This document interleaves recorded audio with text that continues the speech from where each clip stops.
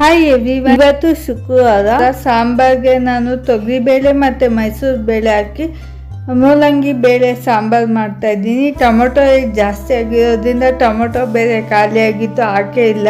ತರಕಾರಿ ತರಕ್ಕೆ ಹೊರಗಡೆ ಹೋದಾಗ ಇದೊಂದು ಸ್ನ್ಯಾಕ್ಸ್ ಅಂಗಡಿ ಕಾಣ್ತು. ಕಡ್ಡಿ ಚಿಪ್ಸು ಮತ್ತು ಹುಣಸೆ ಹುಳಿ ಇದು ಚಾಕ್ಲೇಟ್ ಬರ್ತಾರೆ, ಅದು ತೊಗೊಂಡೆ. ಮತ್ತು ಅಪ್ಪ ಹಲಸಿನ ತೊಗೊಬಂದಿದ್ದು ಬಿಸಿಲಿಗೆ ಇಕ್ಕಿದ್ದೇವೆ ಹಣ್ಣಾಗಲಿ ಅಂತ.